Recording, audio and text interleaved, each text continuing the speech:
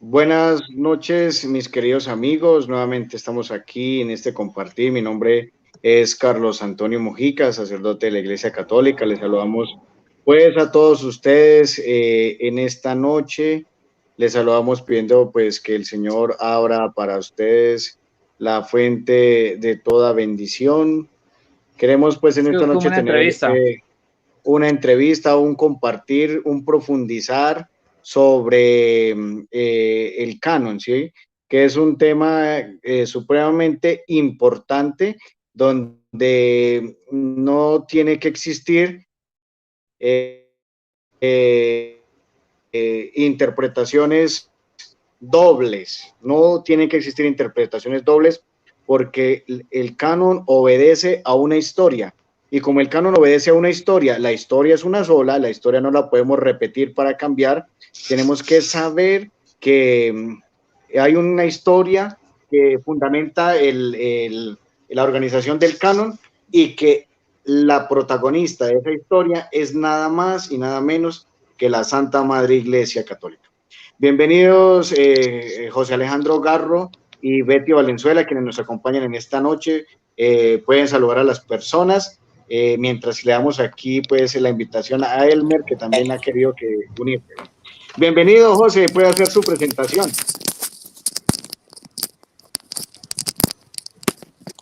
José. Bueno, Betty, puede hacer su presentación y su saludo en esta noche. Sí, padre, muchísimas gracias. Uy, mire nada más, qué felicidad tener aquí al hermanito Elmer. Buenas noches, Elmercito, Dios padre, te bendiga. noches, te mando Betty. Un abrazo fuerte, fuerte desde México. Pues, y buenas gracias, noches, Betty. Elmer. Bueno, esperemos que hable José, que le toca presentarse. Siga, José. Bueno, por ahí ya. Siga, José. José. Apagó el continúe, micrófono. Betty. Betty. Prende el micrófono, José. Bueno, mientras tanto saludamos a Elmer. Bienvenido, buenas noches, Elmer. Haga su presentación y su saludito sencillito para todos. Gracias, padre. Dios lo bendiga. Gracias por la invitación. Es un placer para mí. Buenas noches. Estar aquí ¿Me con escuchan usted. ahí? Hoy sí, José. Saludos, sí, José, adelante, ahora sí. Saludos, Betty. Saludos, Elmer. Saludos, José. Estamos aquí, bendiciones. Muy bien, gracias, José. Adelante, Elmer. Gracias, padre. Gracias por la invitación y para mí, pues, es un honor estar aquí participando con usted. También con Betty, que gracias a Dios ya está mejorcita. Es una bendición tenerla, pues, ya sanita aquí en las redes sociales. Que Dios te bendiga, Betty.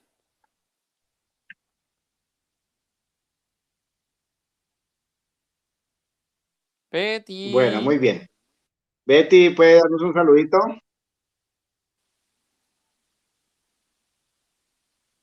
Bueno, entonces vamos pues a continuar. José también nos escucha. Entonces, vamos a hacer una enseñanza sobre el canon, ¿sí? Esto, para comprenderlo del canon, no solamente con este en vivo basta. Necesitaremos más profundizaciones, pero vamos a tratar de dar los elementos más esenciales. ¿Qué podemos decir del canon? El canon e inspiración. La inspiración es la guía del Espíritu Santo a los agiógrafos. Pero el canon, que significa caña, regla, es ya la definición como tal que ha hecho la Iglesia. En caso del Nuevo Testamento, que hicieron los judíos, en el caso del Antiguo Testamento, que no se llama Antiguo Testamento, sino para ellos se le dice Biblia hebrea, porque para ellos no hay Nuevo Testamento, solo a ellos se dice Biblia hebrea. Entonces, como es una historia que no podemos cambiarla, es una sola verdad y vamos a tratar de descubrirla en esta noche. ¿Listo? Bueno, pues no sé, Betty no tiene buena señal y José también. Sí. Entonces, a ver, vamos a hacer lo siguiente. Ya que está Elmer, vamos a hablar de a 5 minutos. ¿Listo? Muy bien, padre. ¿Qué le parece? Elmer. ¿Me escucha? ¿Qué le parece si leo Listo, una parte? voy a comenzar. Ojo a Es que- este, señor.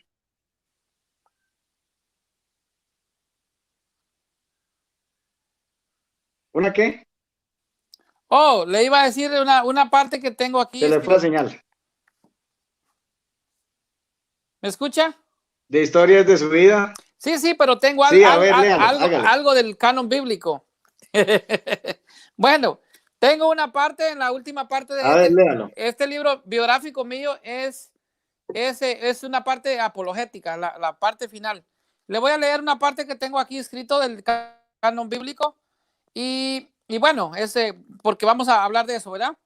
Entonces dice, la Santa Biblia es un libro sagrado de la Iglesia Católica.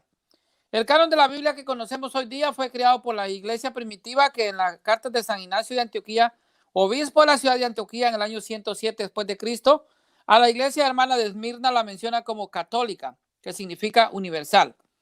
Bajo el pontificado del Papa San Damaso I, en el sínodo de Roma del año 382, y esa versión es la que San Jerónimo de Estridón tradujo al latín, dicho canon consta de 73 libros, 46 constitutivos del llamado Antiguo Testamento, incluyendo 7 libros llamados actualmente deuterocanónicos, que son Tobit, Judith, primer libro de los Macabeos, segundo libro de los Macabeos, Sabiduría, Eclesiástico, Siracide y Baruch, y 27 del Nuevo Testamento.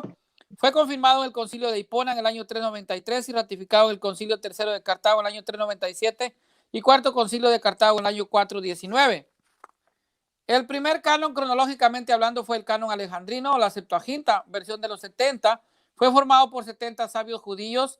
Ellos reconocieron 46 libros y quizás un poco más como divinamente inspirados por Dios.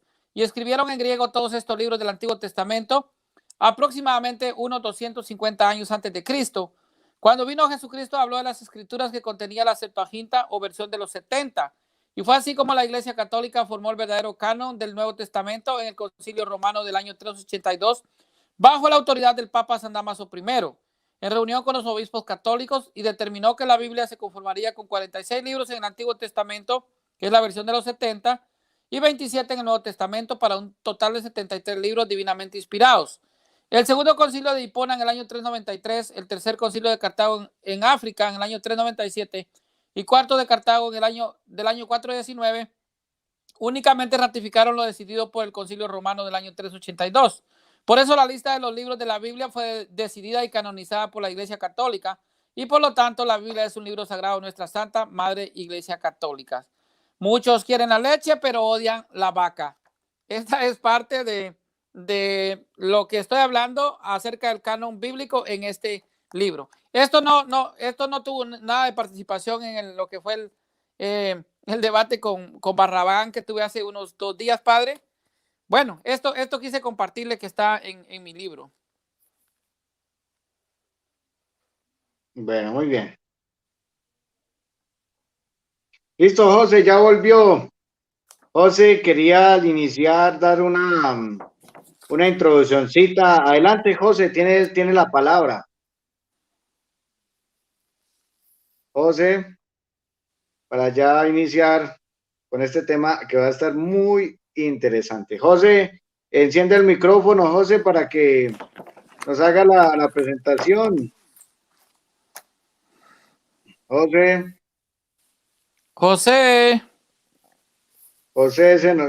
es que allá donde él vive, en estos momentos se está cayendo una tormenta tropical, es que muy brava, entonces se lleva la señal, qué lástima. Bueno, entonces vamos a comenzar, ¿listo? Como decía el padre Luis Toro, vamos a ponerle la lupa. Entonces, a ver, vamos a tener un principio base. Hablar del canon es hablar de historia, es hablar de historia pura. Y la historia no podemos devolvernos a cambiarla. Y para hablar de historia, no vamos a hacer como hacen algunos en unos debates, se ponen a leer libros por allá del siglo XXI, por allá evangélicos del siglo XIX, XX. No, para hablar del canon vamos a hablar pura Biblia y pura patrística, y de ahí no nos vamos a salir, ¿sí? Porque la historia es una sola, y no podemos devolver. Lo que hacen muchos, dicen ser teólogos, se devuelven es para decir 3 historias cuando es una sola. Entonces vamos a comenzar, ¿cierto? Vamos nosotros a saber primero que la palabra inspiración es la guía del Espíritu Santo a los autores, a los agiógrafos que pusieron por escrito la tradición que era oral, la pusieron por escrita, inspirados por el Espíritu Santo. Primero fue tradición oral y después fue tradición escrita, ¿sí? Ahora, el canon, ¿qué es el canon? El canon significa caña recta, ¿sí? Y que la determina una iglesia. El canon, digámoslo así, del Antiguo Testamento, ellos no lo llaman, el canon hebreo se dice para los judíos, el canon hebreo lo determinaron allá en Alejandría, pero el canon del Nuevo Testamento lo determinó la iglesia, o sea, fue la iglesia católica, y vamos a demostrarlo en lo que vamos a compartir. Bueno, vamos a mirar lo siguiente. ¿Cuáles son los criterios? Esto lo tenemos que meter en la cabeza. ¿Cuáles son los criterios para establecer la canonicidad de los escritos del Antiguo Testamento? Son 3 criterios. Primer criterio que tenemos que tener presente, la Biblia de los 70 o la Septuaginta, ¿sí? La Biblia de los 70, la Septuaginta, ¿sí? Que por allá en el 232, 234, el sumo sacerdote de Jerusalén mandó a Alejandría 70 ancianos para que tradujeran los pergaminos. ¿Por qué fueron a Alejandría? Porque hubo 2 diásporas, la diáspora hubo la destrucción de Jerusalén, del Reino del Norte en el 722, unos se fueron para Siria y otros se fueron para Alejandría, al norte de Egipto. Ya después, en la destrucción del Reino del Sur, en el 586, algunos fueron para Babilonia y otros se fueron para Alejandría. De tal manera que aproximadamente después del exilio de Babilonia, había más judíos en el exilio que en el mismo Jerusalén. Por esa razón, allá en Alejandría es donde estaban los manuscritos, estaban allá. Nos hacemos la pregunta, si es la tradición de los 70, ¿por qué no está en Jerusalén, que es la capital? ¿Por qué no está en Jerusalén, que es la meca de la fe de los israelitas? ¿Por qué no está ahí?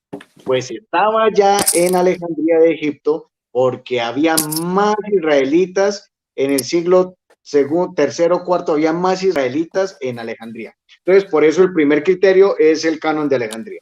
Segundo, que hayan sido usados en los cultos de las sinagogas.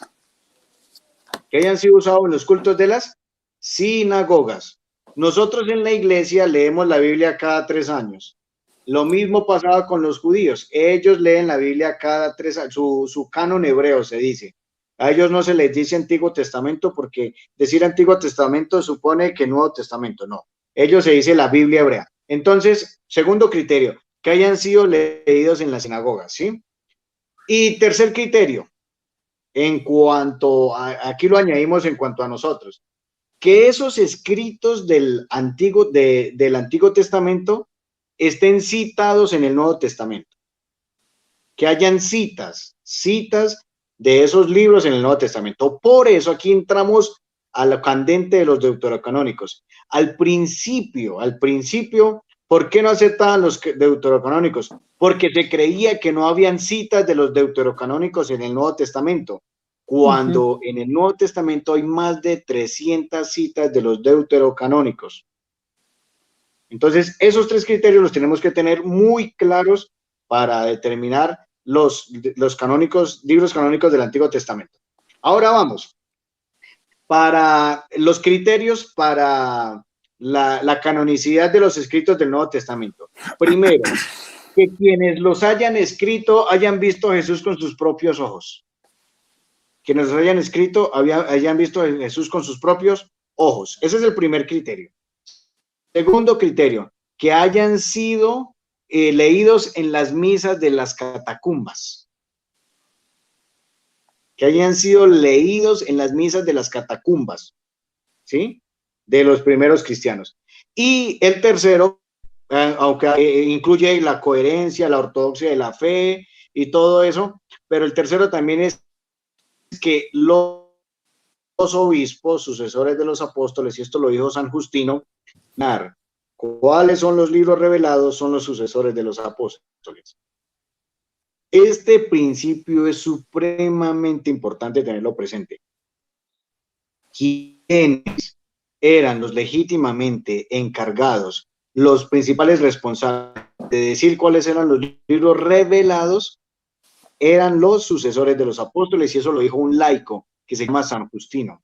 Entonces, esos criterios tenemos que tenerlo presente para determinar el canon hebreo, que para nosotros es canon del Antiguo Testamento, para los judíos se llama canon hebreo, pero para nosotros es canon del Nuevo Testamento, y el canon del Antiguo Testamento, perdón, y el canon del Nuevo Testamento, con estos criterios que tenemos que tenerlos pues muy presentes. Bueno, adelante. Gracias, padre. Bueno,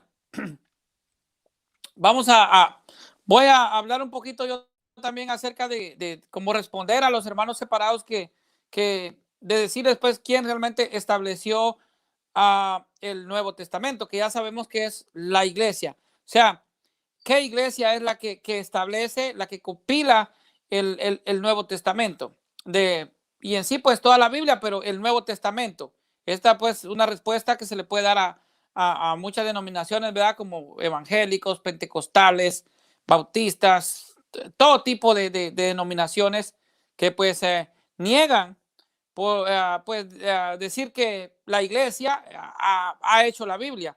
Pues, y pasó hace poquito con un debate donde el oponente decía que no se le debía nada a la iglesia, pero es la iglesia la que establece el Nuevo Testamento. Y si ellos dijeran de que no tienen el canon de la Biblia, de la iglesia católica, entonces la pregunta sería ¿por qué ellos tienen el Nuevo Testamento cuando este realmente es un testamento 100% católico? Porque todas las cartas fueron enviadas a iglesias católicas. Ahora bien, cuando San Pablo escribió a Timoteo desde la niñez, has sabido de las Sagradas Escrituras, las cuales te pueden hacer sabio para la salvación por la fe que es en Cristo Jesús. Esta cita nosotros la encontramos en 2 de Timoteo capítulo 3 versículo 15.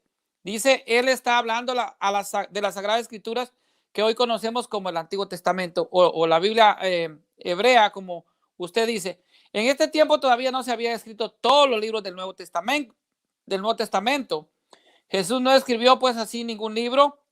Se hubiera querido que la fe viniera por la lectura solamente, él nos hubiera dicho si poder leer hubiera sido el requisito para la salvación. Habrían sido muchos los perdidos en la historia de la cristiandad, y esto es algo ilógico, que a veces los hermanos separados no lo entienden, aunque usted le explique con manzanitas, porque hasta el siglo XX la lectura había sido privilegio de unos pocos. Jesús no mandó a sus discípulos a escribir algo, sino que les mandó a predicar la buena nueva, como vemos en Mateo 28:19, ir pues por todo el mundo y predicar el evangelio. Y bueno, aquí la cita dice ir por todo el mundo y hacer mis discípulos a todas las personas, y nos da incluso la forma trinitaria del bautismo, ¿verdad? El Padre, el Hijo y el Espíritu Santo. Pero algunos de los apóstoles como Pedro, también Pablo, Santiago, Juan, Mateo y Judas escribieron parte de las enseñanzas de Jesucristo. Ninguno de los otros escribió cosa alguna, a lo menos no lo sabemos por los datos que existen. Si la interpretación particular de la Biblia debiera ser una regla divina, como enseñó Lutero, parece que fueron muy remisos los apóstoles en su obligación, porque varios de ellos se contentaron con predicar y no hubo ni uno que escribiera todas las cosas que enseñó y mandó Cristo, como nos dice Mateo 28:20. ¿Cómo entonces cumplieron este mandato? O sea, y aquí viene la base que usted explicaba, padre, que es realmente pues esta enseñanza fue primero oral, y esta es la tradición de la iglesia. Entonces los primeros cristianos siguieron el mandato de ir y hacer mis discípulos, que yo estoy citando en Mateo 28:19. Luego comenzaron a poner por escrito la tradición que recibieron, es decir, lo que se iba predicando, la variedad de las comunidades, la necesidad de la comunicación y de un texto o de varios textos comunes. y lo iban exigiendo. Además, iban desapareciendo los testigos oculares, porque sabemos, padre, que pues los apóstoles también pues se iban a morir, pero estos fueron dejando sucesores, como el caso de Ignacio de Antioquía, que es pues un sucesor directo del apóstol Pablo y el apóstol Juan. Pues entonces hoy tenemos también los obispos que son legítimos sucesores pues apostólicos. Entonces, convenía redactar recuerdos y esquemas de predicación. El Espíritu Santo inspiró a Pablo y a los demás autores del Nuevo Testamento a escribir para el bien de toda la iglesia. Entonces, primero coleccionaron las cartas de Pablo en diferentes ciudades. Yo vi que usted, padre, ya explicó qué carta fue primero y así en el orden cronológico, la fecha, los años y todo eso. Entonces, algunas cartas se perdieron, como la carta, es la carta de la Odisea, que se menciona en Colosenses capítulo 4 y versículo 16, una carta que era parte también, creo, de la liturgia, pero que está perdida y ahí se menciona. Entonces, Marción, y aquí vamos a hablar para aclarar a algunos que sí, Marción es católico. Marción era un cristiano, pero con tendencia gnóstica. Marción, pues se creía que el Dios del Antiguo Testamento era uno y el Dios del Nuevo Testamento era otro, era un dualista. Este cristiano gnóstico escribió en el año 110, estamos hablando más o menos en el tiempo de San Ignacio de Antioquía, que los cristianos deberían rechazar el Antiguo Testamento y todo lo que era judío en los demás escritos cristianos. Los obispos lo condenaron y reconocieron que las escrituras hebreas continuaban siendo revelación.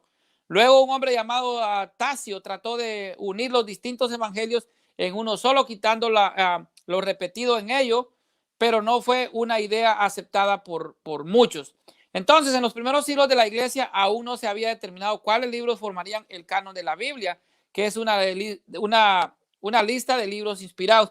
Y aquí quiero aclarar, padre, porque algunos dicen, es que San Atanasio tenía una lista y que el canon de Muratori tenía otra lista. Pues muchos padres apostólicos tenían listas, pero eso no quiere decir que eran oficiales, porque la que determina el canon de la Biblia es la iglesia en los concilios. Entonces, claro que vale mucho lo que la lista o un escrito que pueda tener un padre apostólico, pero lo que más decide, lo que más manda y donde se aprueba la doctrina es en los concilios de la iglesia, ¿verdad? Entonces, así pues se forma el canon de la Biblia, que es la lista de los libros que se creía como inspirado. En algunas ciudades del Medio Oriente rechazaban la carta a los hebreos. Además, en ese tiempo había muchos escritos falsos. En Antioquía, en el año 200, se utilizaba el llamado Evangelio de Pedro, considerado actualmente como uno de los evangelios apócrifos. Enemigos de la iglesia trataron de sembrar confusión y promover herejías a través de evangelios y epístolas falsas. Como por ejemplo estaba también el evangelio de Tomás, que en mi último debate yo lo mencionaba, el evangelio de también este evangelio, voy a aclarar, este evangelio de Tomás, padre, estaba siendo promovido por gnósticos, que pues como digo eran enemigos de la iglesia y eran pues herejes, ¿verdad? O sea, herejías que la iglesia condenó. Estaba también el evangelio de María Magdalena, las cartas de San Pablo, que no estaban escritas verdaderamente por él, y había muchas pues cosas que estaban realmente pues confundiendo, ¿verdad? Entonces, si quiere me voy a tener aquí un poco, padre, y le vamos a dar participación a Betty, que ya regresó por ahí, para que participe.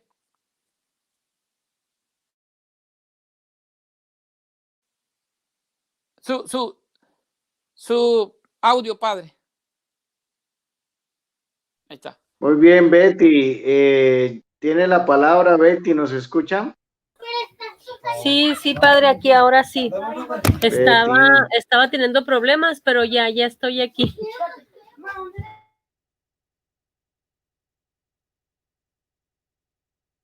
Bueno, muy bien. Tiene 5 minuticos, Betty, para que nos hable del canon. Sí, padre, claro que sí. Bueno, que nos quieras compartir. En primer lugar, estoy feliz de ver aquí a mi hermanito Elmer Arana. Ando tras él hace ya mucho tiempo, desde antes de que me enfermara. Padrecito, un gusto estar aquí en su canal. Ya lo reenvié a mi Facebook. También en eso estaba bien ocupada para reenviarlo. Es un tema muy interesante. Bueno, el canon bíblico es un tema, hermanos, que a los hermanos separados les arde, no les gusta, porque la misma historia y el mismo canon lo refuta a ellos. A ellos les encanta hablar de los dogmas de la Iglesia Católica, que si el Papa es Pedro y cosas así, ¿no? No, pero el canon y la sola escritura, hermanitos, es un tema que les da con todo el mismo tema a ellos. Bueno, Elmercito habló de algo muy interesante. No escuché al padre, no escuché lo que dijo, pero Elmer dijo algo muy importante. Como siempre, Elmercito, súper inteligente y muy sabiondo. Marción. Los hermanos separados dicen que Marción, el hereje, ya tenía establecido el canon. Fíjense nada más, que ya tenía establecido los 27 libros del Nuevo Testamento. Así es que la Iglesia Católica, aquí donde queda. Porque ellos dicen que en el Concilio de Roma, con el Papa San Damaso I, que no se estableció ningún canon, porque el canon ya estaba establecido por el hereje Marción. Ciertamente tienen razón y no tienen razón. ¿Por qué? Porque Marción no aceptaba todos los libros del Nuevo Testamento. Por ejemplo, el libro de San Lucas no lo aceptaba. Algunas epístolas del apóstol, creo que nada más las epístolas de Pablo aceptaba, pero no aceptaba, creo, ni el Apocalipsis, ni varios libros del Nuevo Testamento. Es decir, esos 27 libros que los hermanos separados cargan bajo la axila y que presumen decir que son palabra de Dios, esos 27 libros no eran 27 libros, hermanos, eran más libros. Por ejemplo, estamos hablando del Pastor de Hermas, el Apocalipsis. Pero ¿saben quién fue el que dijo no? Solamente se quedan 27 como inspirados, la Iglesia Católica. ¿Dónde? En el año 382. Ahora, en el Concilio de Hipona y en el Concilio de Éfeso, creo, ahí sí no, ya, ahí sí me rasparon, ¿en cuál, Hermer? No, es que tienes apagado el micrófono. Oh, perdón, sí, ese es Hipona y Cartago. Y Cartago 397 y Cartago 419. Esos, sí. Perdón, Cartago, lo estaba jugando con Éfeso, perdón. Fíjense nada más, y no esa hasta en el Concilio de Trento, allá por el siglo XV, donde dogmáticamente, ojo con esto, hermanos, dogmáticamente ya se define el canon, ya. ¿Cuál canon? Por los 73 libros que los hermanos, que nosotros cargamos y que los hermanos separados dicen que esos 27 libros fue Marción el que los elige. No, hermanitos, ese es un tema muy interesante que a mí me encanta, por eso conmigo no debaten ese tema los hermanos separados. Ya son los 5 minutos, adelante, padrecito. Hay mucho que hablar de este tema, muchísimo.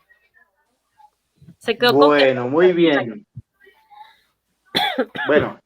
A ver, yo lo que pretendo hacer es primero demostrar en el Nuevo Testamento que hay citas de los deuterocanónicos. O sea, la iglesia para determinar los inspirados del canon hebreo era que hubieran citas en el Nuevo Testamento, especialmente en los evangelios. Y que Díaz Elmer fue interesante cuando él daba las citas de los deuterocanónicos en el Nuevo Testamento.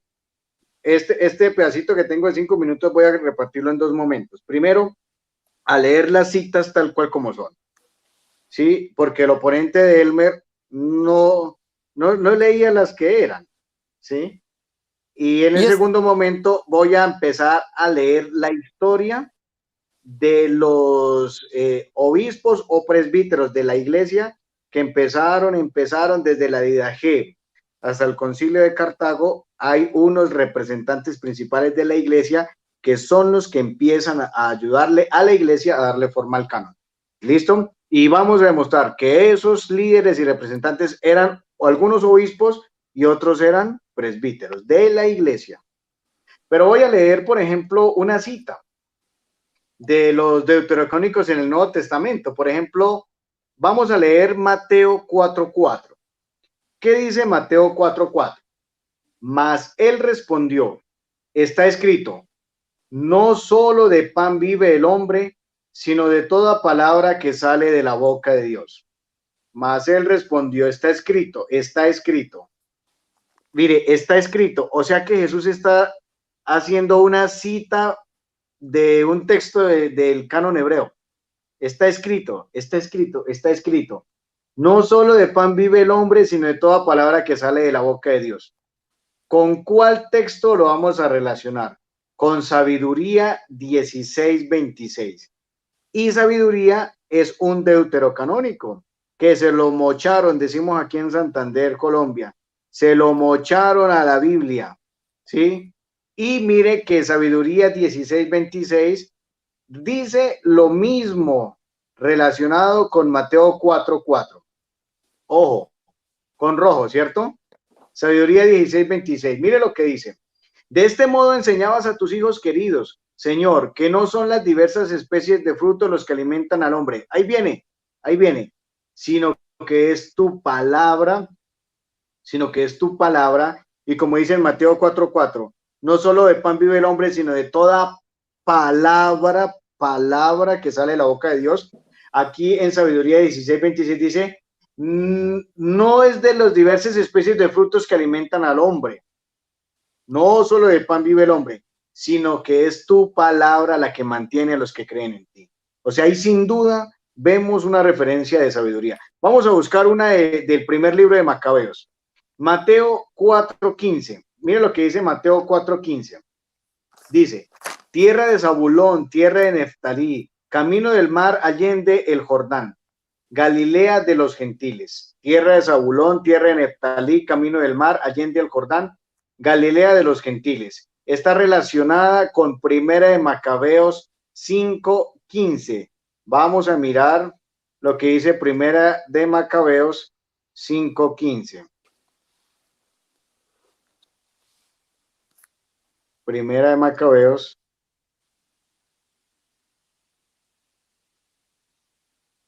Se me perdió Primera de Macabeos. Primera de Macabeos, en el capítulo 5, versículo 15. Dice así, se han unido los de Tolemaida, Tiro, Sidón, mire, y toda la Galilea de los gentiles, ahí está. Toda la Galilea de los gentiles para acabar con nosotros. Dice, toda la Galilea de los gentiles, ¿sí? Y Mateo dice, Galilea de los gentiles también en ese versículo. Entonces, ahí sin duda encontramos referencias de los deuterocanónicos en el Nuevo Testamento. Hay muchísimos más, pero con esos dos nos basta. Bueno, ahora vamos a mirar un poco de historia, porque es que el canon es una historia, y esa historia es una sola. Y para entenderla tenemos que hablar de los que están ahí. Entonces, a ver, cuando la iglesia se dio cuenta que en los evangelios y en los escritos del Nuevo Testamento habían citas de los deuterocanónicos, ya los empezaron a tomar como deuterocanónicos y no como apócrifos, ¿sí? Eso es muy interesante.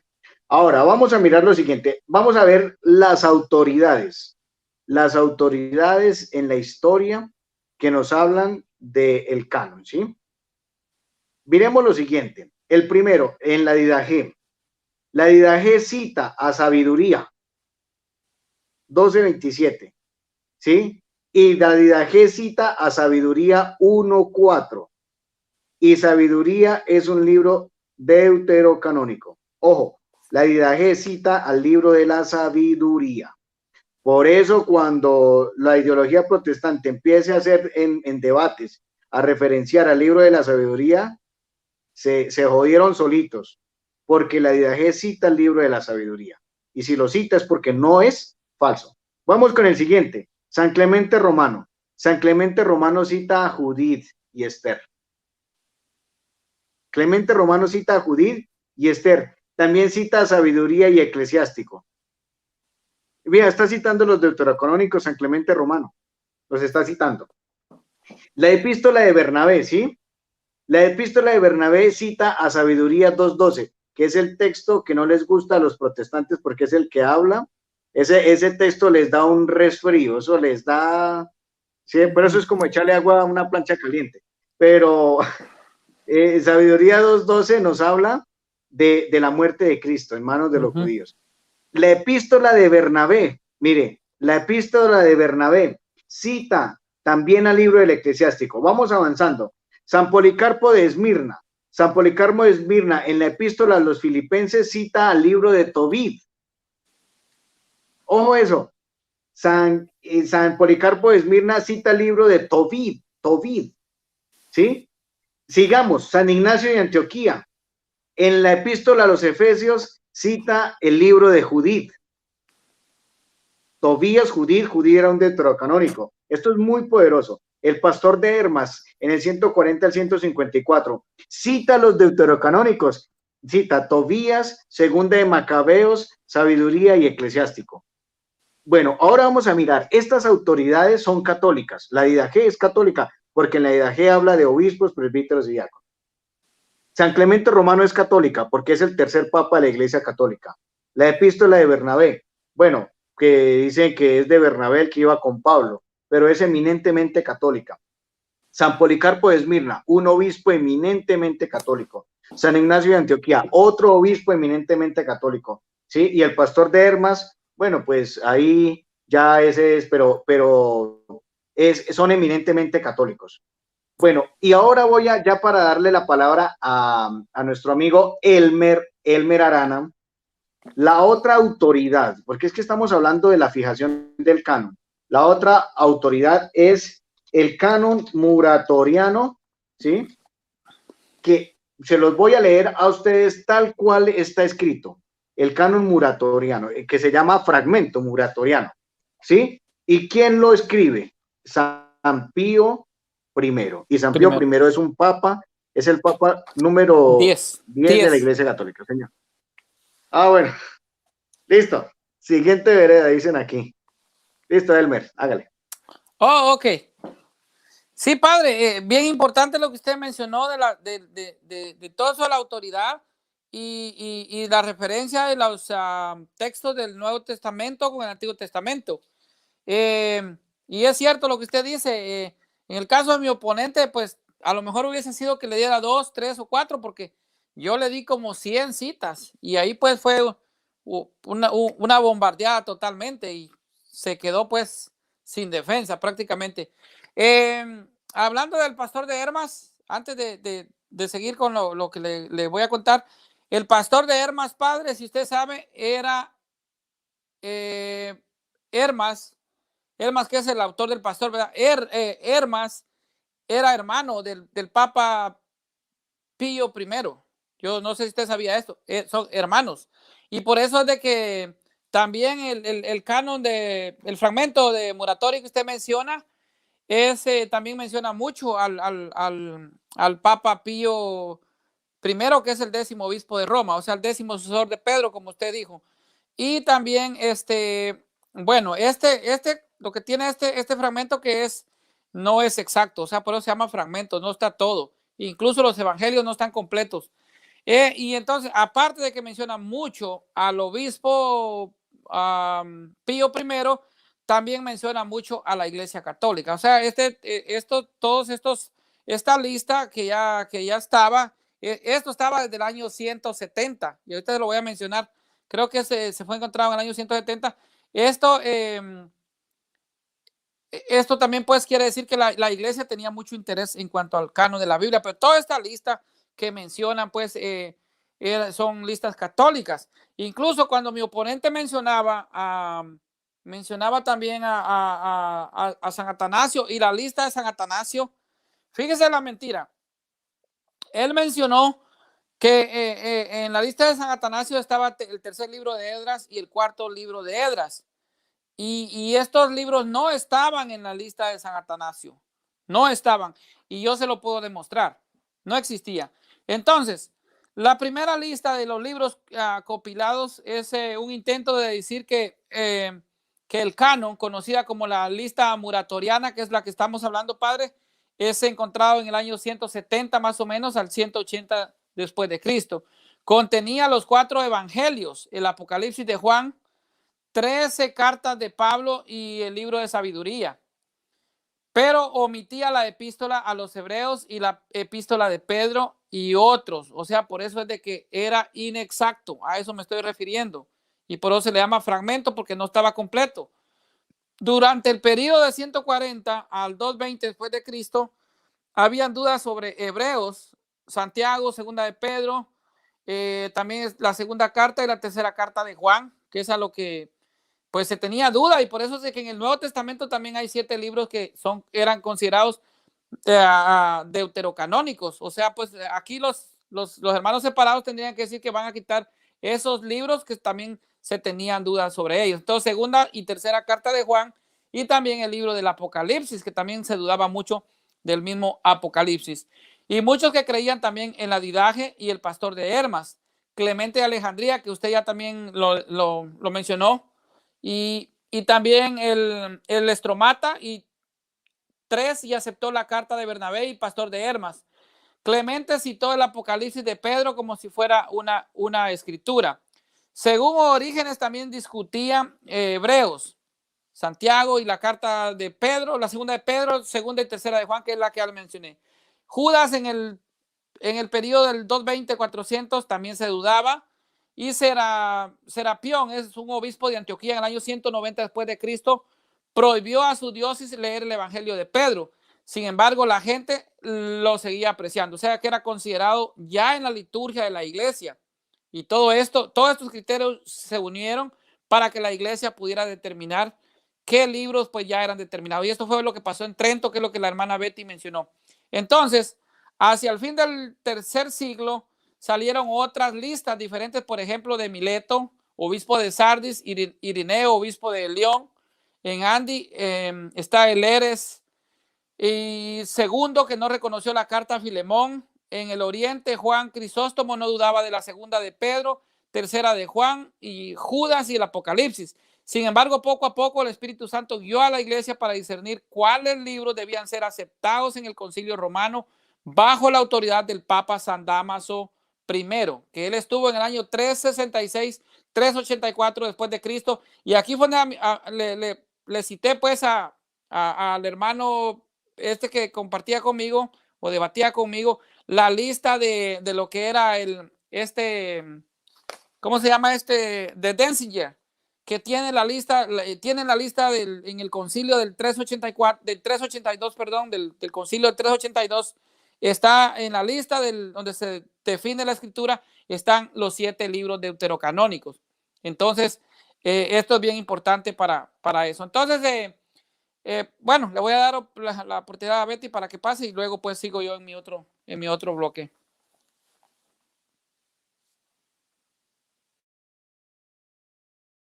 Betty.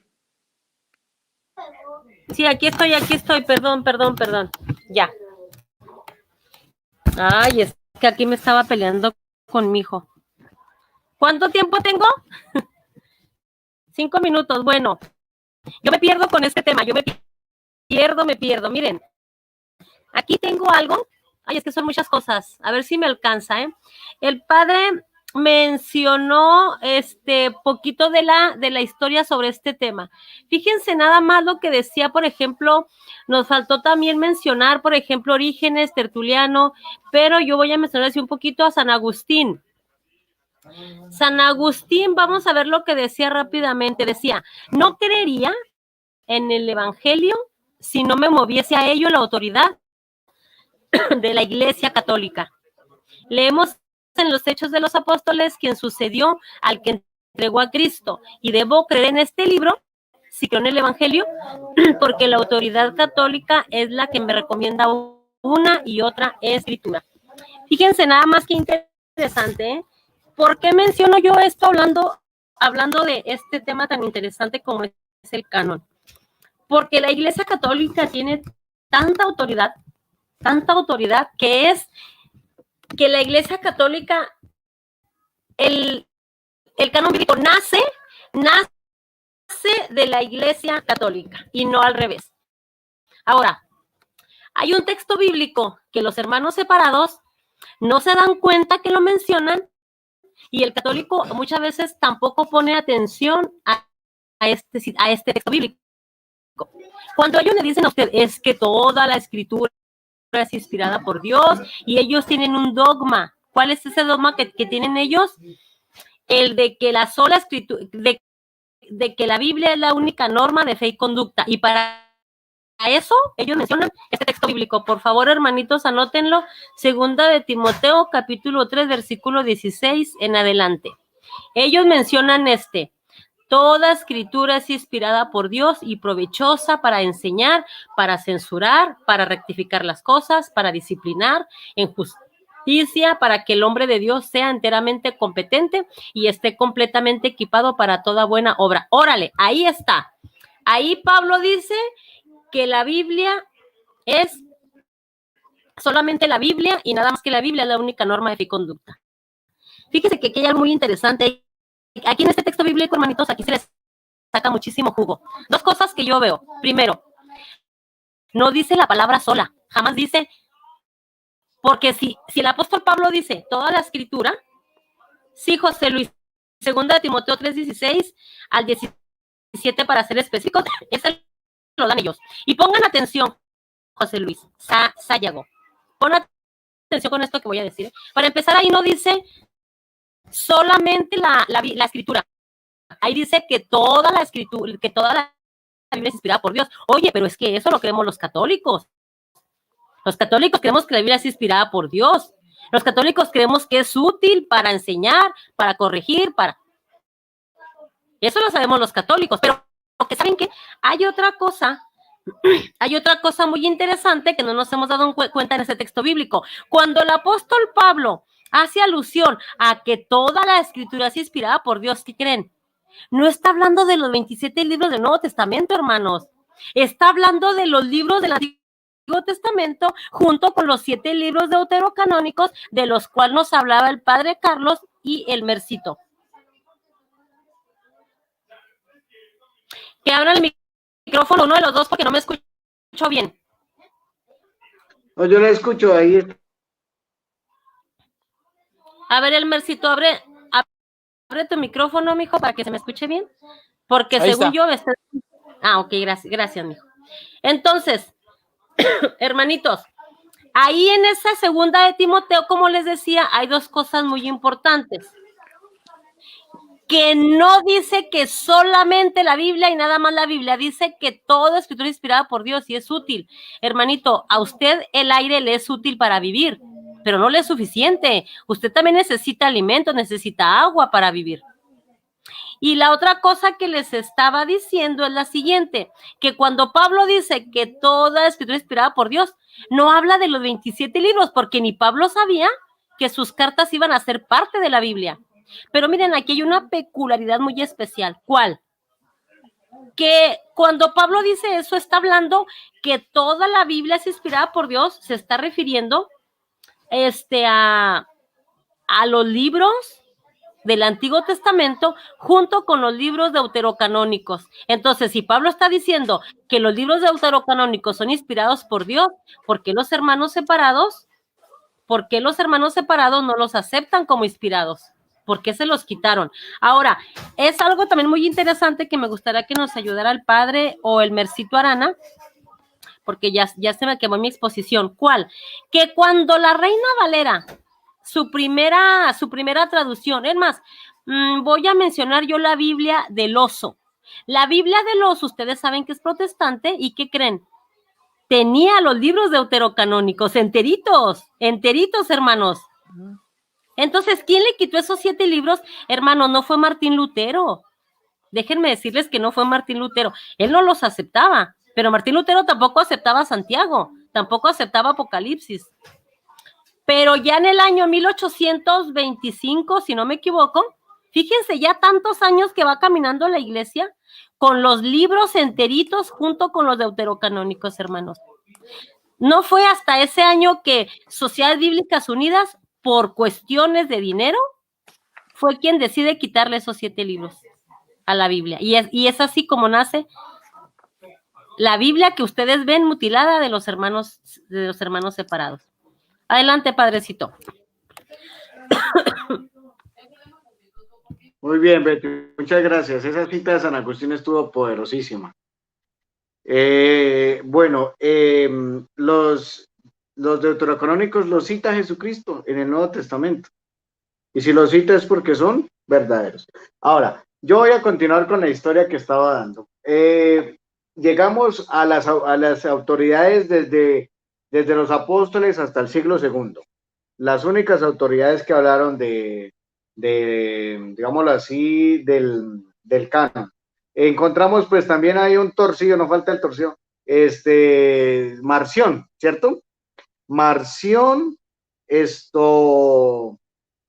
prácticamente negaba casi todo el canon hebreo, y Marción solo aceptaba el Evangelio de Lucas, quitándole el capítulo 1 y el capítulo 2.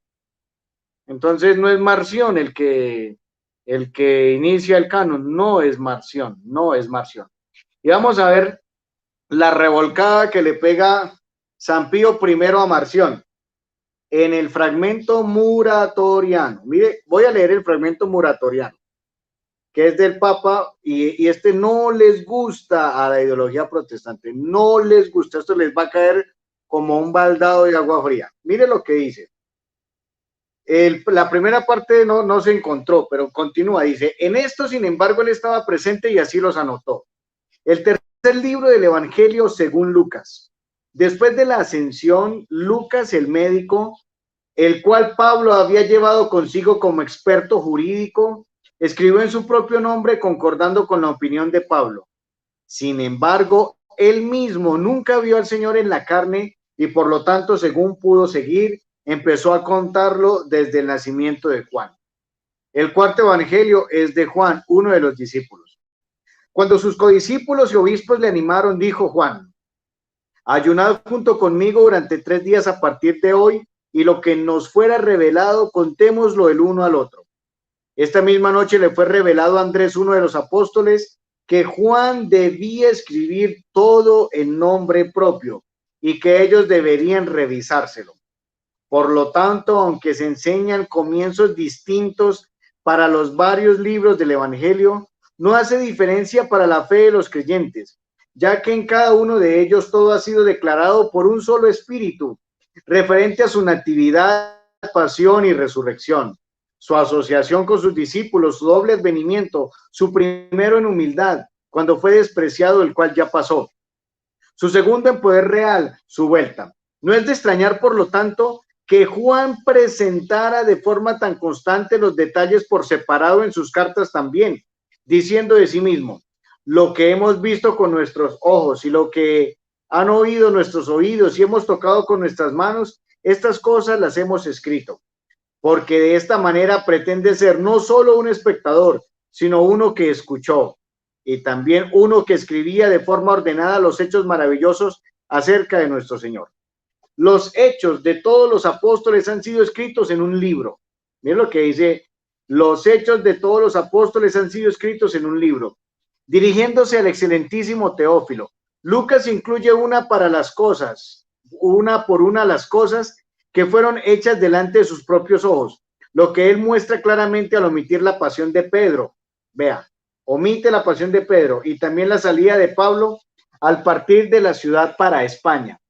En cuanto a las cartas de Pablo, ellas mismas muestran a los que deseen entender desde qué lugar y con cuál fin fueron escritas. En primer lugar, luego a los corintios, prohibiendo divisiones y herejías, luego a los gálatas, prohibiendo la circuncisión, a los romanos, escribió extensamente acerca del orden de las escrituras y también insistiendo que Cristo fuese el tema central de estas. Nos es necesario dar un informe bien argumentado de todos estos, ya que el bendito apóstol Pablo mismo, siguiendo el orden de su predecesor Juan, pero sin nombrarle, escribe a 7 iglesias en el siguiente orden.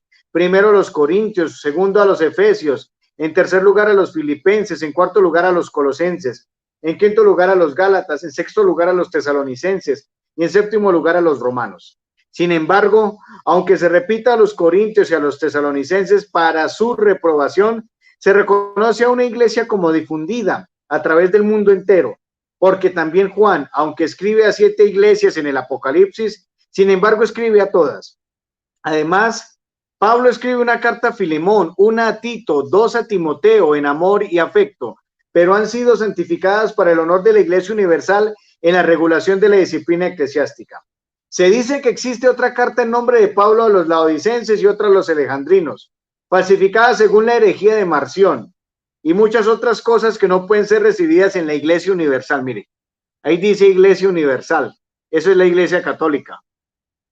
no pueden ser recibidas en la Iglesia Universal, ya que no es apropiado, mire lo que dice, que el veneno se mezcle con la miel.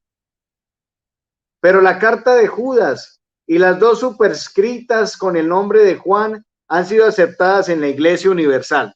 2 veces nombre Iglesia Universal, o sea, la Iglesia Católica. La sabiduría también, vea el libro de la sabiduría, que era un deuterocanónico. La sabiduría también escrita por los amigos de Salomón en su honor. El Apocalipsis de Juan también recibimos. Y el de Pedro, el cual algunos de los nuestros no permiten ser leído en la iglesia. Algunos no permiten ser leídos. ¿Y ve que ese es un criterio? Que hayan sido leídos en las Eucaristías, en las catacumbas. Pero el pastor fue escrito por Hermas en la ciudad de Roma bastante recientemente, en nuestros propios días, cuando su hermano Pío ocupaba la silla del obispo, lo que decía Elmer hace un momento, en la iglesia de la ciudad de Roma. Por lo tanto, sí puede ser leído, pero no puede ser dado a la gente a la iglesia ni entre los profetas, ya que su número es completo ni entre los apóstoles al final de los tiempos. Pero no recibimos ninguno de los escritos de Arsino o Valentino o Miltiado en absoluto. También han compuesto un libro de salmos para Marción. Estos rechazamos junto con Basildo y el fundador asiático de los catafrigios. Ahí termina el canon muratoriano que se ha rescatado. Ahí es muy claro que ya se empieza a formar el canon del Nuevo Testamento, ¿cierto? Eso es muy interesante. Tiene la palabra, Elmer. Muchas gracias, padre. No, pues qué completo. Y esto nos confirma que nosotros estamos en la iglesia verdadera y que es la iglesia la que compiló el canon de la Biblia. Y como yo lo digo siempre, la Biblia es un libro sagrado de nuestra Santa Madre Iglesia Católica. Y padre, Betty decía algo muy importante. Y es una pregunta que no pudo responder mi oponente, es ¿por qué realmente por 225 años la Biblia del Oso del año 1569 y la Biblia del Cántaro del año 1602 cargó los 7 libros deuterocanónicos y no los quitaron? ¿Por qué la cargaron bajo el brazo por 225 años y no lo quitaron? Y leía yo a un erudito, pero muy respetuoso, un erudito protestante que es González Báez Camargo, donde él dice en uno de los videos que las sociedades bíblicas en Hamburgo quitaron esos libros. Dice, en Hamburgo notifica a Londres que por 5,000 libras esterlinas por año quita la ayuda si no retira los libros de la Biblia. O sea, pues dieron dinero para quitar estos libros. Y esto pues lo dice un erudito protestante, no lo dice Elmer Arana. Entonces, ¿por qué ellos cargaron esos libros y pues en ese tiempo no fueron, en ese tiempo sí eran inspirados, pero después de que la sociedad bíblica los quita, ya no eran inspirados? Entonces voy a volver al tema de siempre la compilación por parte de la iglesia. Ahora voy a ver qué es lo que pasa en lo que es el concilio de Hipona del año 393. ¿Qué pasa ahí? En el concilio de Hipona en el año 393 lo que hace es confirmar la lista promulgada por el Papa San Dámaso I durante el sínodo de Roma del año 382. Pero representa también la primera confirmación oficial. O sea, ahí se confirma por primera vez. Después del 382 se confirma en Hipona. En adelante, en las actas de los sínodos, lo mismo de los orientales que los occidentales, y en los decretos que los papas. Ejemplo, San Inocencio I, que lo vemos que aparece del 398, si no estoy mal, al 41. O sea, esto es ya hablando después del concilio de Cartago del año 397. Pero entonces aparecen los libros del Nuevo Testamento en el concilio de Cartago del año 397. O sea, aquí ya vamos a una segunda confirmación oficial. O sea, se ratificaron las decisiones de los concilios anteriores. Se ratifica tanto el sínodo de Roma, el concilio de Roma y el de Hipona en el año 393. Y luego se van hasta lo que es otra vez Cartago, que es Cartago II en el año 419, que es para reafirmar el canon, porque todavía habían dudas sobre las cartas, por ejemplo, de Santiago, de Judas y la carta a los Hebreos. Entonces encontramos la lista de los 46 libros del Antiguo Testamento, que son de la Septuaginta, y el decreto número 36 de este concilio. Todo esto ocurrió más de 3 siglos después de la muerte de Jesús. O sea, estamos hablando del siglo III, el 382 al 400, 419 hasta llegar a lo que es el concilio de Cartago en el 419. Ahora bien, podemos preguntarnos, pero ¿por qué tardó tanto la iglesia en decidir el canon de la Biblia? Esta sería una pregunta, pero sabemos nosotros que en ese tiempo, si vemos la historia, como el padre ha hablado de historia, para los que no saben, la historia es una ciencia que narra los hechos pasados y no miente, la historia no miente. Entonces habían persecuciones violentas en contra de la iglesia y estas impedían que los obispos, los sacerdotes, o sea, los presbíteros y los diáconos, que son la autoridad de la iglesia, y también los laicos pudieran decidir y autenticar los libros y juntarlos en una sola obra. O sea, en un clima pues de persecución, reunir todos hubiera sido pues demasiado riesgoso. O sea, era hasta imposible, podríamos decirlo. Pero cuando el emperador Constantino dio paz al mundo cristiano, o sea, terminó la persecución hacia los cristianos, pues ya se emprendió pues la obra de juntar las varias partes de las escrituras, todo con el empuje del obispo de Roma, o sea, el Papa San Dámaso I, que dio la autoridad al mismo pues San Jerónimo para lo que es la traducción de la Biblia, que es la Vulgata. Entonces el argumento de que la iglesia manifestaba odio en contra de la Biblia no es cierto.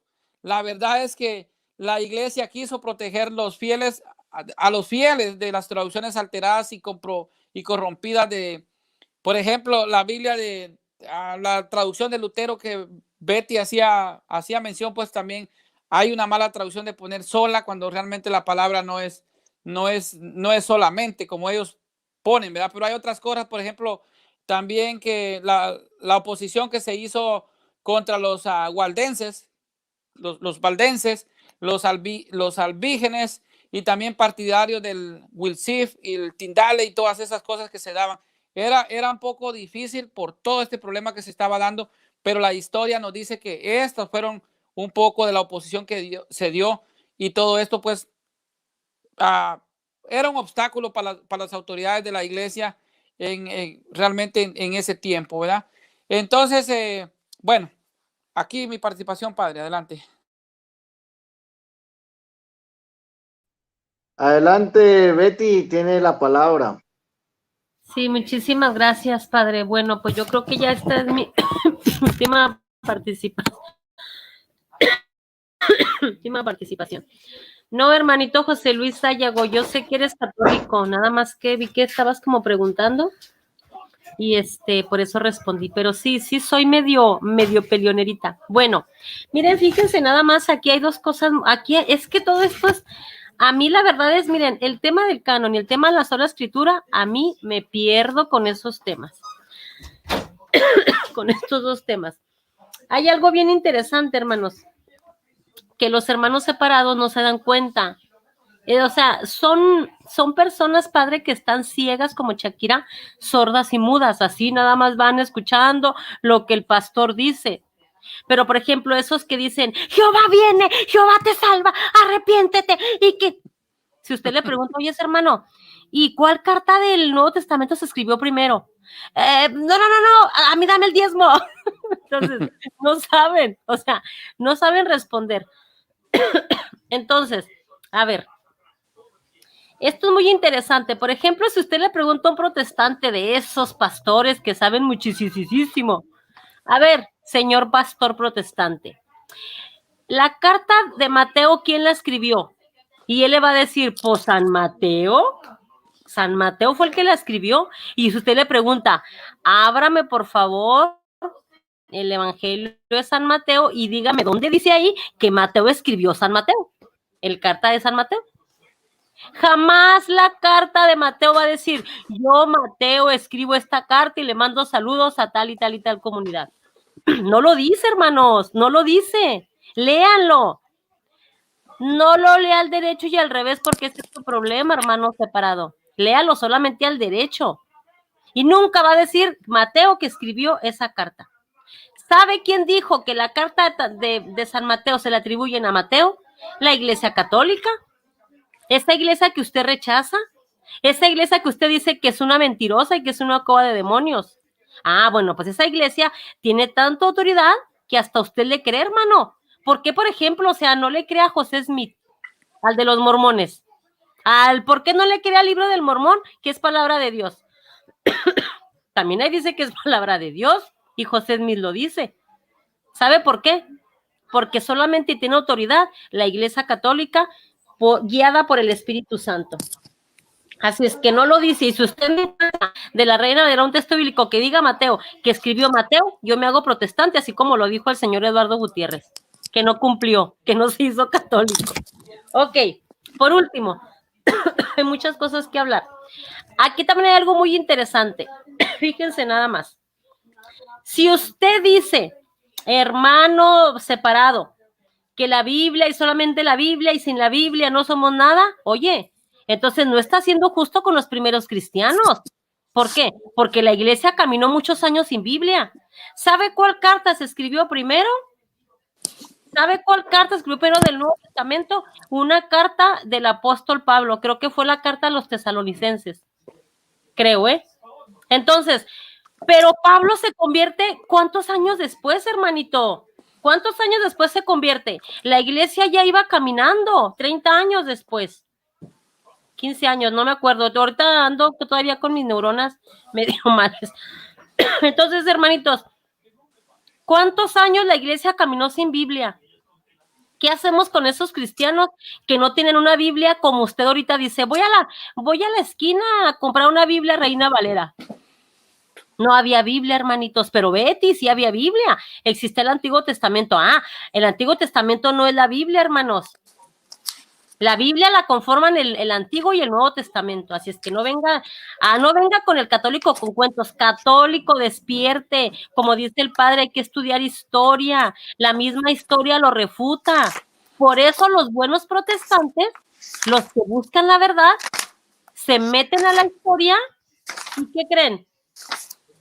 Se hacen católicos, porque se topan con la verdad, porque se topan que la iglesia católica es la iglesia de la historia, se topan con que la iglesia católica es la iglesia de la Biblia, se topan con que esa Biblia que ellos leen es propiedad de la iglesia católica, y es la única, por lo tanto, que tiene la autoridad para interpretarla. Gracias, padrecito, y saludos a todos los que están aquí. Mi hermanita Sandra, José Fuentes, que por cierto tengo debate este sábado y el domingo, creo. A ver si no se me agarra la tos y me deja. Gracias, padrecito, adelante. Tiene que cuidarse, ¿o yo? Pues que no. Sí. Que sigas mejor, bueno. Betty, descansa. Bendito Dios. Usted es la madrina bien aquí de todos. Tiene que estar bien, ¿o yo? Cuídese. Bueno, sigue mi participación. Entonces yo voy a continuar con lo que estoy dando sobre la historia. Los que he citado son de la Iglesia Católica, obispos o presbíteros. Y ahora voy a citar a un laico que se llama San Justino. San Justino, en un libro que se llama La Apología 1:46, alude a Daniel 3. O sea, lo cita, ¿sí? Y en el diálogo con Trifón, en el numeral 71, acusa a los judíos de rechazar, mire lo que dice Justino, acusa a los judíos de rechazar de la versión griega de los 70 las escrituras que testifican a favor de Cristo. Ahí está. ¿Por qué los judíos al principio que tenían la Septuaginta, que es el mismo canon de Alejandría, el oponente de Elmer dijo que la Septuaginta es diferente al canon de Alejandría, que son dos cosas diferentes? No, son la misma. Él dijo eso ahí. Entonces, está equivocado. Ahora, fíjense que los judíos quitaron de la versión griega de los 70 las escrituras que testificaban a favor de Cristo. Testifica, por ejemplo, los macabeos, la resurrección. Por ejemplo, Sabiduría 2:12, la muerte de Cristo. ¿Sí? Entonces, Justino los acusó, y Justino era un laico de la Iglesia Católica. Él nos hace un recuento de cómo eran las misas en las catacumbas.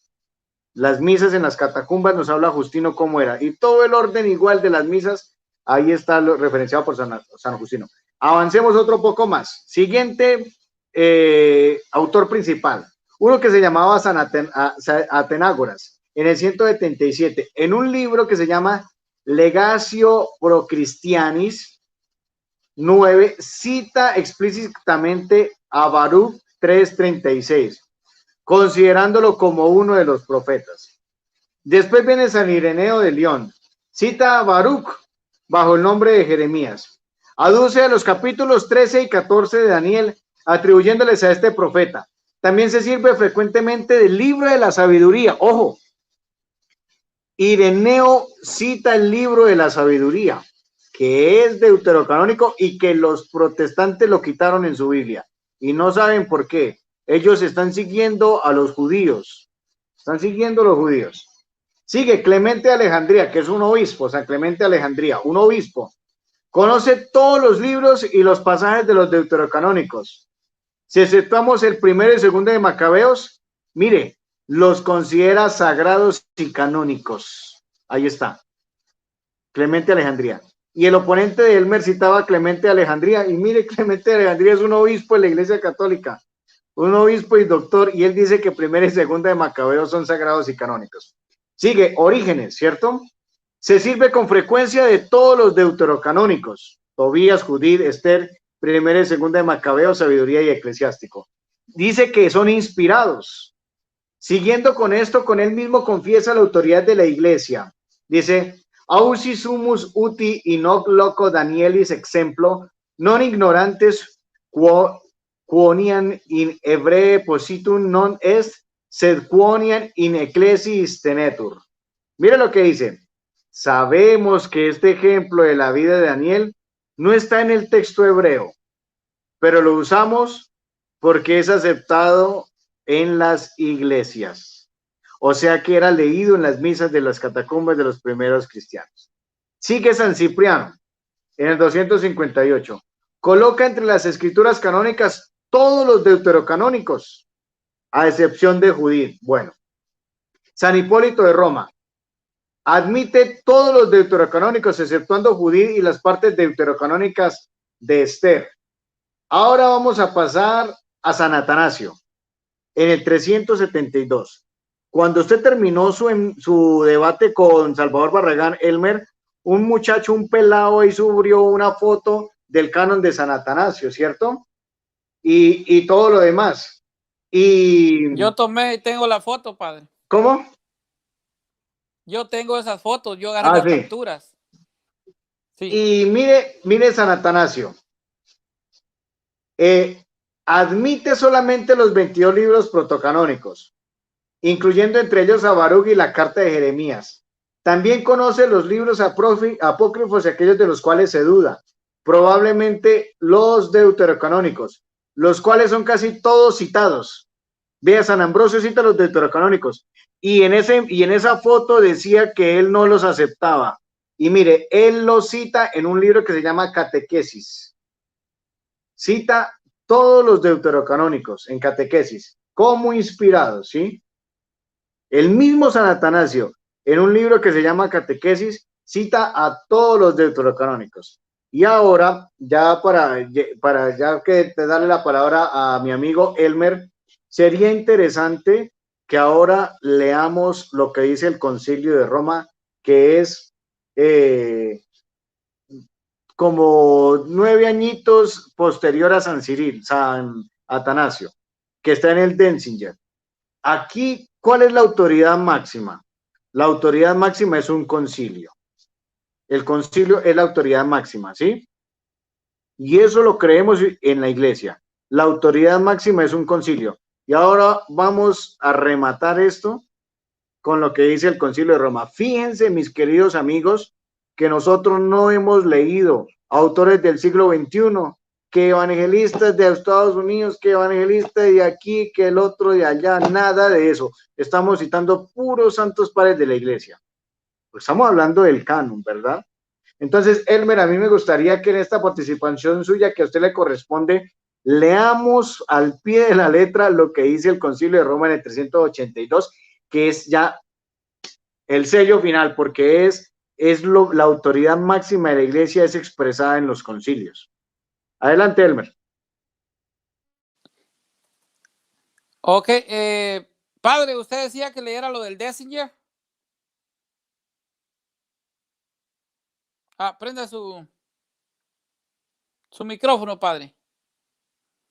Sí, señor, el del Concilio de Roma, para que todos sepamos que la autoridad máxima es lo que dice el concilio. Sí, lo que tiene el concilio. Déjame, padre, lo voy a buscar. Sí, está en el Dessinger. Y esto yo se lo leía a Barragán, que está en el manual de los símbolos, ese manual de símbolos, definiciones y declaraciones en materia de fe y moral. Eso es en el Dessinger de Enrique Joseph Dessinger. Enrique, él quiero decirles que era alemán. O sea que fue uno de los pioneros de la teología positiva y dogmática católico alemán. Este señor era un gran teólogo y un gran filósofo. Entonces, voy a leerles lo que nos decía, en el Dessinger. A ver si no lo perdí, donde lo tengo, padre. Ahorita, aquí lo tengo. Aquí yo lo tengo ya, si quiere le colaboro. Ok, sí, está bien. Léalo usted, padre. Usted Listo. lo tiene ahí más claro, sí. Entonces, mis queridos amigos, con esto rematamos. La autoridad máxima de la iglesia se expresa en un concilio, porque están todos reunidos, ¿sí? Los sínodos locales ya es otro cuento. Pero mire lo que dice el Concilio de Roma. Esto es poderoso. Asimismo se dijo, ahora hay que tratar de las escrituras divinas, después de haber tratado que el credo y el Espíritu Santo, ¿sí? Y la encarnación del Verbo. Dice, ¿qué es lo que ha de recibir la Universal Iglesia Católica? Mire lo que dice. Universal Iglesia Católica, ¿y qué debe evitar? Empieza la relación del Antiguo Testamento. Un libro del Génesis, un libro del Éxodo, un libro del Levítico, un libro de los Números, un libro del Deuteronomio, un libro de Jesús Navé, un libro de los Jueces, un libro de Ruth, 4 libros de los Reyes, 2 libros de Paralipóntenos, un libro de 150 salmos, 3 libros de Salomón, un libro de Proverbios, un libro de Eclesiastés, un libro de Cantar de los Cantares, igualmente un libro de Sabiduría, un libro del Eclesiástico. Sigue la relación de los profetas, un libro de Isaías, un libro de Jeremías con Sinod, es decir, sus lamentaciones, un libro de Ezequiel, un libro de Daniel, un libro de Oseas, un libro de Amós, un libro de Miqueas, un libro de Joel, un libro de Abdías, un libro de Jonás, un libro de Nahum, un libro de Habacuc, un libro de Sofonías, un libro de Agé, un libro de Zacarías, un libro de Malaquías. Sigue la relación de las historias, un libro de Job, un libro de Tobías, ahí está, Tobías, que es un deuterocanónico, ahí está. 2 libros de Esdras, un libro de Esther, ahí está el otro, un libro de Judith, 2 libros de Macabeos, ahí está. Muy poderoso. Sigue la relación de las escrituras del Nuevo Testamento que recibe la Santa Iglesia Católica. Ahí no dice que recibe la iglesia de David eterna, que es la de Gutiérrez. No dice que la iglesia de evangélica de tal, la iglesia cuadrangular, octagonal o adventista. Dice que recibe la Santa Iglesia Católica.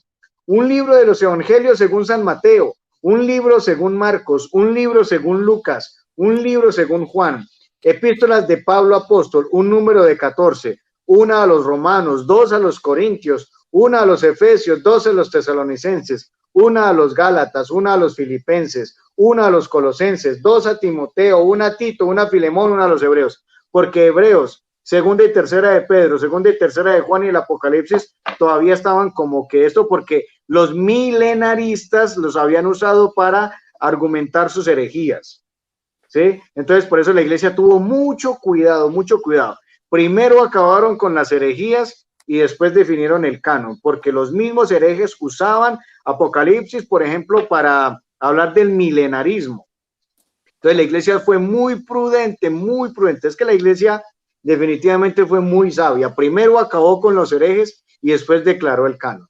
Dice, asimismo un libro del Apocalipsis de Juan, y un libro de Hechos de los Apóstoles. Asimismo, las epístolas canónicas, un número de 7, dos epístolas de Pedro Apóstol, una epístola de Santiago Apóstol, una epístola de Juan Apóstol, 2 epístolas de otro Juan, presbítero. Aquí, ¿por qué dice presbítero? Porque el apóstol San Juan tenía a su servicio otro Juan que se llamaba presbítero, porque Juan, después de haberlo metido en un caldero caliente en Roma y no le pasó nada al apóstol San Juan, después fue desterrado a la isla de Patmos, y dice que él asistía a Éfeso, en la diócesis de Éfeso, asistía a los encuentros, pero ya era un viejito, ya era viejito, pero que él tenía un secretario que se llama, un presbítero llamado Juan, ¿sí? Eso estamos hablando a final del año 100, imagínense. En el año 30 se conoció con Jesús, imagínense, era el más joven, pongámosle una edad temprana, unos 20, 25 años, más 70 años, casi 80, 90, ya estaba ancianito. Y entonces por eso se habla de un Juan presbítero, que al parecer era su secretario, porque él ya estaba abuelito. Y una epístola de Judas Celotes apóstol. Acaba el canon del Nuevo Testamento. Ahí está. Fue la Universal Iglesia Católica la que definió el canon definitivo, valga la redundancia, del Nuevo Testamento. Elmer tiene la palabra. Gracias, padre. Sí, así fue. Realmente mi oponente estaba ya pues tirándose saliéndose por la tangente y hablando de Inquisición, cuando el tema realmente era el canon de la Biblia. Entonces, ya para terminar, padre, yo le quería decir que y para recalcar lo que usted dijo y la lista que usted dio, en el año 382, bajo la autoridad del Papa San Dámaso y en el Concilio de Roma del año 382, entonces se definió el canon y quedó de la siguiente manera. O sea, pues está el Pentateuco, en el Antiguo Testamento el Pentateuco, los históricos, los sapiensales, salmos y profetas. En el Nuevo Testamento quedan los evangelios, Hechos de los Apóstoles, las cartas paulinas, las cartas católicas y el Apocalipsis. Entonces se dividió de la siguiente forma. El Antiguo Testamento quedó pues con 46 libros, 5 libros del Pentateuco, 16 libros históricos, hay 7 libros poéticos y sapiensales, está también 6 libros de los profetas menores, hay 12 libros de los profetas mayores, 27 libros en el Nuevo Testamento, que son los 4 evangelios, está Hechos de los Apóstoles, están las 13 cartas de San Pablo, está también las cartas católicas o universales y el Apocalipsis. Así pues se complementan 46 libros en el Antiguo y 27 para un total de 73 libros. Y miren lo importante, el 73, el 7 es la plenitud de Dios, la perfección de Dios, y el 3 es que representa al Dios Trino, Dios Padre, Dios Hijo y Dios Espíritu Santo. La Biblia es obra de nuestra Santa Madre Iglesia Católica, así lo confirma la historia, sin importar que a los protestantes lo acepten o no les guste o no les guste. Quienes depuraron la lista de los libros fueron obispos católicos. Quienes tradujeron las escrituras eran realmente católicos. Quienes escribieron los libros del Nuevo Testamento, porque estos libros van dirigidas a iglesias católicas, fueron católicos. Entonces, porque estos pertenecen a la iglesia que Jesucristo fundó. Así que si realmente los protestantes gustan tanto sujetarse a la autoridad de los fariseos judíos del siglo I, pues ellos deberían de tener en su Biblia, pues aún aceptando tal vez los 27 del Nuevo Testamento, pudieran tener 59 libros y no 66 como tienen, porque realmente pues se rechazaban 7 libros más del Nuevo Testamento. Y si fueran tan estrictos, no tuvieran nada de la Iglesia Católica, solo tuvieran 24 libros, que es lo que conforma el canon judío, pero no tuvieran ningún libro del Nuevo Testamento, o sea, no tuvieran ni un solo libro de los 27 libros del Nuevo Testamento, que son 100% católicos. Gracias, Padre, por la oportunidad que me dio y qué bendición compartir con usted toda esa sabiduría que usted tiene, Padre. Muchas gracias. Yo quiero decir algo. También igualmente yo le quiero agradecer al Padre. Yo le quiero también dar gracias a Dios por nuestros sacerdotes, por nuestro sacerdote Charles, que está aquí con nosotros. De verdad es una bendición tener un guía. La Iglesia Católica tenemos un orden, tenemos guías, tenemos maestros, no estamos solos. Yo me siento así como muy fregona, como decimos aquí en México, como que no le tengo miedo a nada, con nuestro sacerdote Charles y nuestro padrecito Lupe también, que por ahí también nos está jalando siempre las orejas. Sí, pues muchísimas gracias. Y como dice el Mercito, todo se lo debemos a la Iglesia Católica, todo, hermanos. Nada más porque ya no hay tiempo, pero también les iba a dar un poquito sobre los capítulos y versículos que tiene su Biblia protestante. ¿Quién lo dividió en capítulos y versículos? Todo se lo debemos a la Iglesia Católica. Y hay algo muy interesante, Elmer, que por ejemplo ellos que dicen ser tan radicales y literalmente odian a nuestra Santa Iglesia Católica, aceptan lo que la Iglesia dice, aunque no quieran. Entonces yo pienso que eso les da más coraje. ¿Qué es lo que pasan leyendo el catecismo? Fíjense, ellos se la pasan leyendo, ven más, se lo saben mejor que yo. Y que el del Dessinger, que en el numeral tanto, y que, hermanitos, fíjense bien, si son tan radicales con aquello en Apocalipsis que dice, hay de aquel quien le quita y le ponga. ¿Sí saben ustedes que ellos ya le quitaron la palabra Jehová a su Biblia Reina Valera? Ya no existe la palabra Jehová. Que dijo mi mamá que después de 21 siglos siempre no. Que siempre no, que ahora solamente es el Señor Dios. O el Señor, algo así. Entonces, hermanitos, ¿entonces qué? ¿Somos o no somos? O sea, o son radicales o no son radicales. Hermanito católico, no se deje robar su fe. No deje que vengan a decirle cuentos. A mi casa ya no va ni un protestante. Me sacan la vuelta. Miren, cuando yo era niña y joven, yo me escondía debajo de la cama. Ahora salgo y les hablo, vengan. Ay, ahorita, y ese ahorita ya se pasan años y años y jamás llegan. Entonces, hermanitos, hay que estudiar. Muchísimas gracias, padrecito. Ahorita voy a esperar su bendición. Gracias, sí. Gracias, Elmer.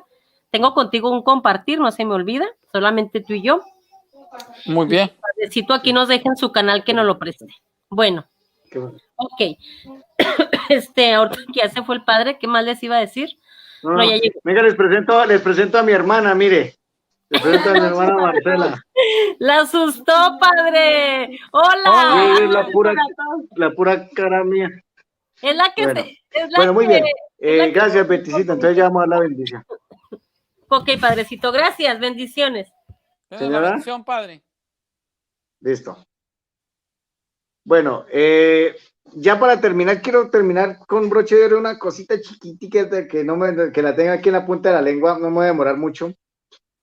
Algo que tenemos que preguntarle a los sectarios o a la ideología protestante, ¿por qué los siguientes apócrifos no están en la Biblia? Ellos tendrán que dar una respuesta. ¿Por qué? Son los siguientes: la Asunción de María, Protoevangelio de Santiago, Evangelio de Nicodemo, Evangelio según los hebreos, el Evangelio de los ebionitas, el Evangelio de los egipcios, Evangelio pseudomateo, Evangelio de Tomás, Evangelio de Felipe, Evangelio de María Magdalena, Evangelio gnóstico de Tomás, Evangelio gnóstico de Judas, la Natividad de María, Evangelio árabe de la niñez, Evangelio de José el carpintero, Evangelio de Pedro, Hechos de Pablo, Hechos de Pedro, Hechos de Juan, Hechos de Andrés, Hechos de Tomás, Carta de Pedro a Santiago, la Epístola a la Odisea, Cartas de Pablo a Séneca, Apocalipsis de Pedro, Cartas de Abgaro. ¿Por qué esos apócrifos no están en la Biblia? Eso es una pregunta que tenemos que hacerles a ellos. ¿Y por qué no están en la Biblia? Porque la Iglesia los depuró. La Iglesia Católica los depuró. ¿Listo? Yo se lo dije. Entonces, yo se lo dije a Barragán, así yo se lo dije. No todos los que usted mencionó, pero sí le mencioné algunos, que eran los que, incluso el Evangelio de Marción. Ajá, el Evangelio de Marción, exacto. ¿Por qué no están en la Biblia? Claro, la Iglesia fue la que los depuró. Bueno, entonces le damos gracias. Le faltó también por qué no está el libro del Mormón en la Biblia, a ver, ¿por qué no? Sí, eso hay bastantes, ahí hay más. El libro del Mormón, padre. ¿Cómo fue que le dijo, cómo fue por allá en un envío que le decía que se inventó un evangelio? Le decía a un pastor, un joven le decía en un debate, un pastor le decía, ahora inventémonos el evangelio según San algo, no me acuerdo cómo era el pastor, le decía el otro debatista, porque se inventaba otro evangelio. Bueno, ¿algo más ya para antes de la bendición? No, solamente, padre, yo pienso que ahí está bien y nos va a quedar bueno el video para evangelizar y subirlo al canal. Un minuto, por favor. Ay, es que yo me pierdo con este tema. Un minuto. Es que lo que dijo el padre es bien interesante.